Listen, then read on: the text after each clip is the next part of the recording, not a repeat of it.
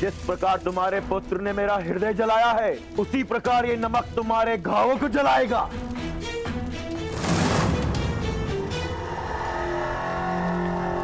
तुम्हारा पुत्र गया है महामुनि को लाने। महामुनि को हस्तिनापुर ले आकर वो तुम्हारी मुक्ति मांगने की इच्छा रखता है। मूर्ख है वो। महाराज तुम्हें मुक्त करे उससे पूर्व ही तुम्हारी मृत्यु हो जाएगी। इसका शिरच्छेद क्यों नहीं कर देते महोदय? नहीं कर सकते। परंपरा है कि शिरच्छेद प्रातःकाल ही हो सकता है, और फिर इसकी पीड़ा देख के मुझे आनंद मिल रहा है। इसका त्याग कर शीघ्र मृत्यु देने का क्या प्रयोजन? मार खाते खाते ही इसकी मृत्यु हो जाएगी। प्रातःकाल की प्रतीक्षा मत करना मदनजय, अन्यथा तुम्हारी मनोकामना पूर्ण नहीं हो पाएगी। मेरा पुत्र अवश्य सफल होकर आएगा, और विश्व की कोई भी माया या शक्ति उसका मार्ग नहीं रोक सकती।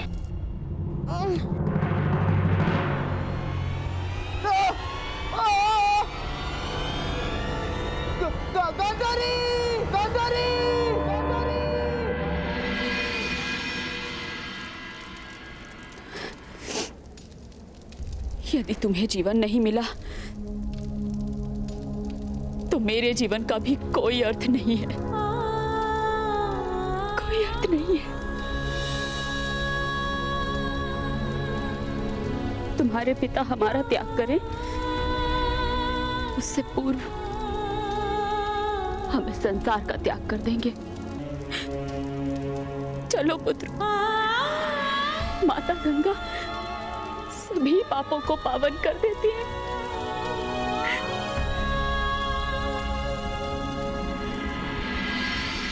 महामुनि व्यास, आपको हस्तिनापुर पहुंचाए बगैर मैं मृत्यु को निकट भी नहीं आने दूंगा।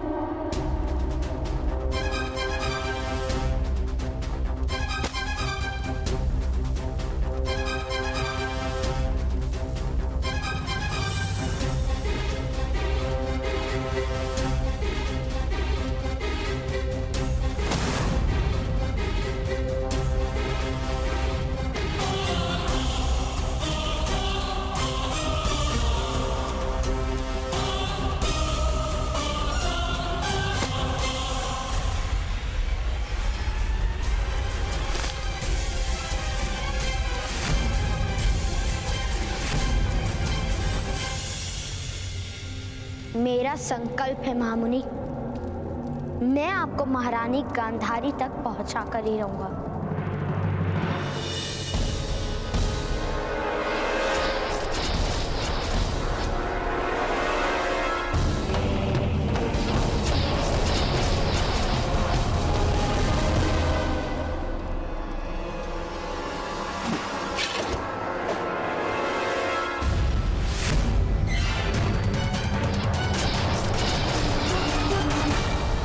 बल से किसी के संकल्प को किस प्रकार विचलित करोगे? वह तुम्हारा संकल्प था प्रवास का, किंतु मैंने तुम्हें यहाँ बुलाया तो तुम आए। क्यों? मेरे संकल्प को आपकी याचना ने तोड़ा।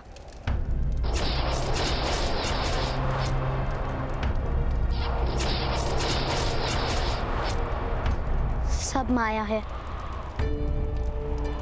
मेरा कवच प्रकट नहीं हुआ, अर्थात सब माया है।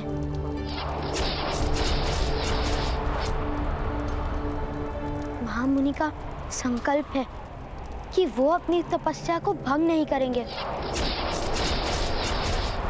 उनका संकल्प केवल मेरे समर्पण से टूटेगा, मेरी याचना से टूटेगा।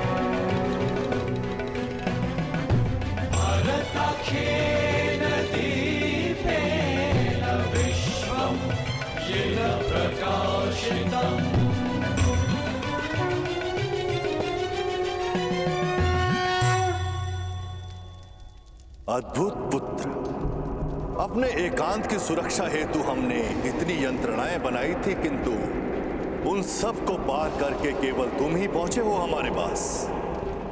क्योंकि मुझे मेरे पिता को न्याय दिलाना है।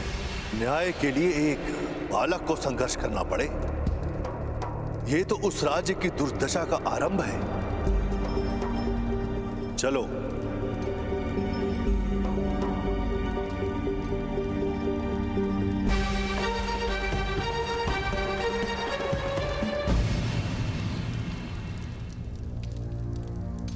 परंतु पुत्र, क्या सूर्योदय से पूर्व महारानी गांधारी तक तुम मुझे पहुंचा पाओगे?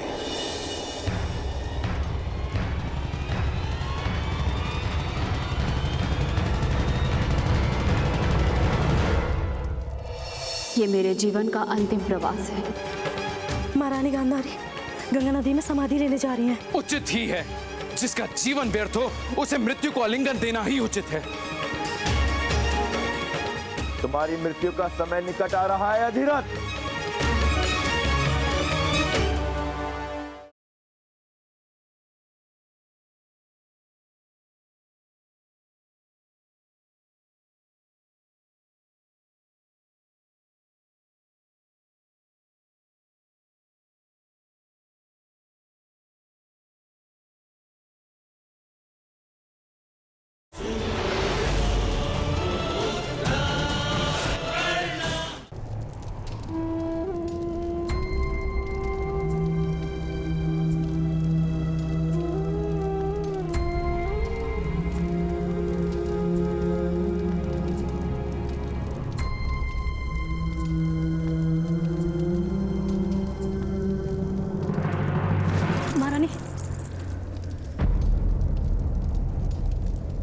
ये मेरे जीवन का अंतिम प्रवास है। मुझे अकेले ही तय करने दो।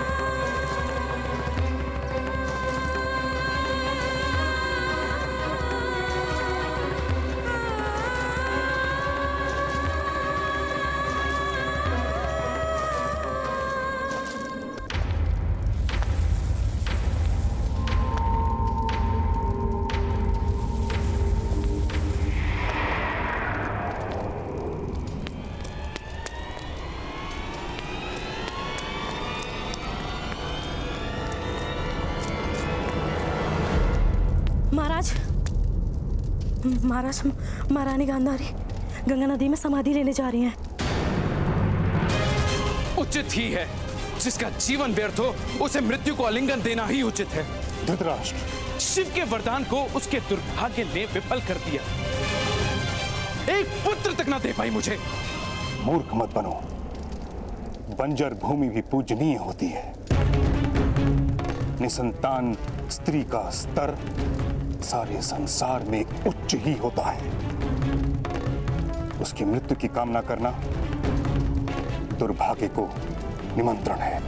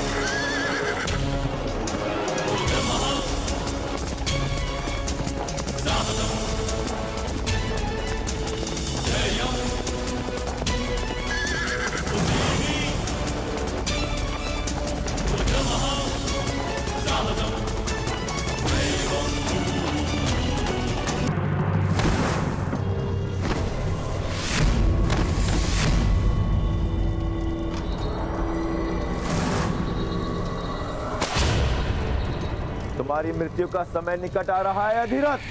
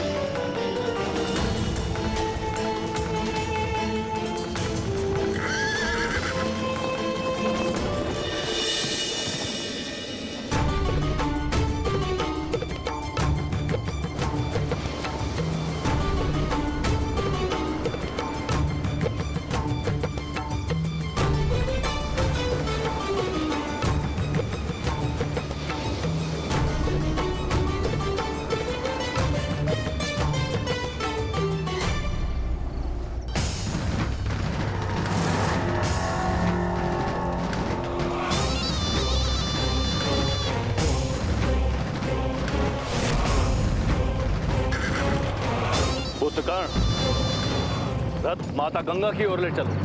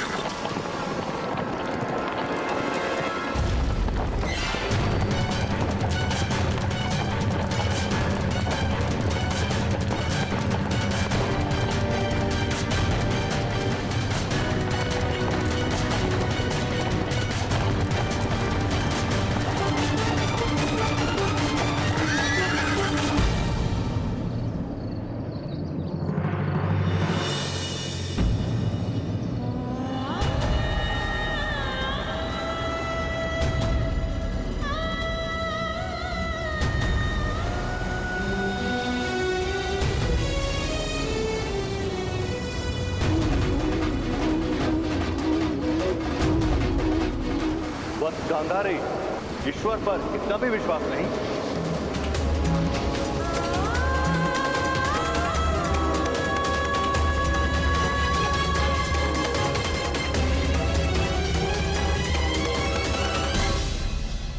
शीघ्र ही तुम्हारे पुत्र को भी तुम्हारे पास नरक में भेज दूंगा अधिरथ।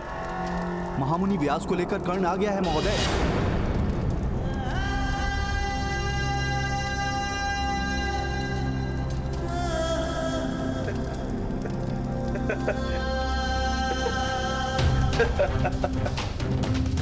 मेरे पुत्र ने मेरी रक्षा कर दी मदनजय।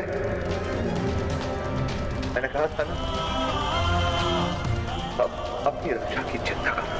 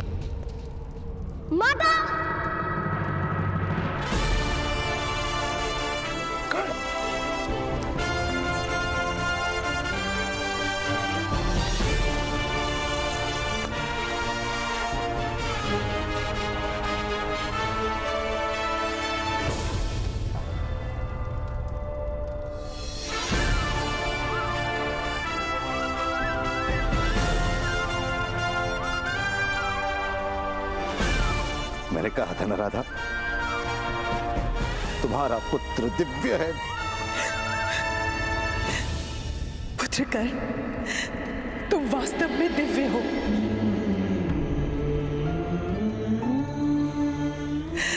अपनी माता पर आज तुमने उपकार कर दिया।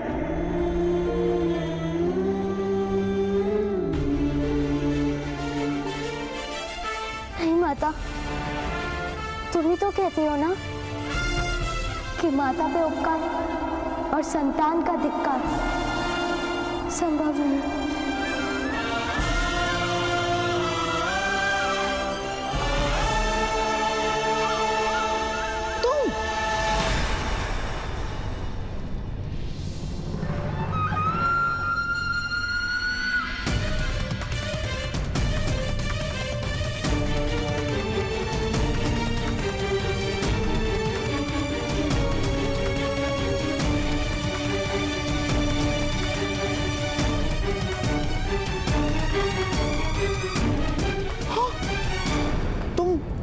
वहां से भाग के आए थे? हाँ, आप तो भाग भी नहीं पाए, आप तो बंद गए थे महामुनि की माया में।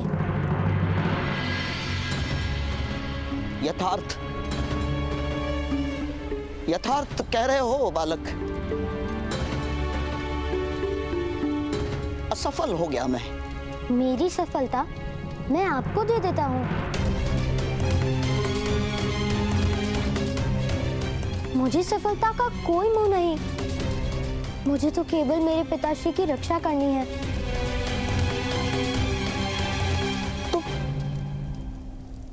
तुम्हारी सफलता अर्थात तुम महामुनि को ले आए?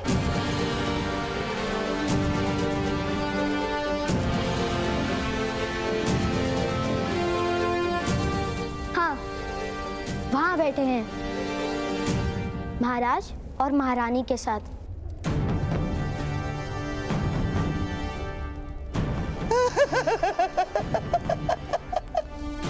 बालक, तुम वास्तव में अद्भुत हो बालक। अद्भुत, अद्भुत। किंतु मेरे पिताश्री का क्या होगा? सैनिकों, इस बालक के पिताश्री को राजसभा में ले आओ।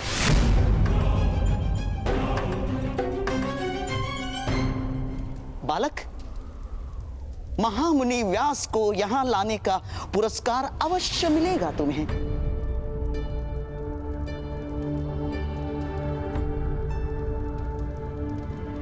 अद्भुत, अद्भुत।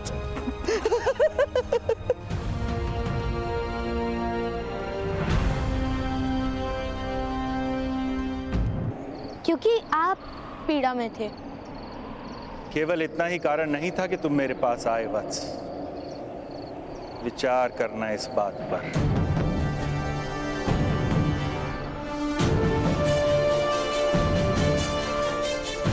जाओ अब पुत्र, यशस्वी भव।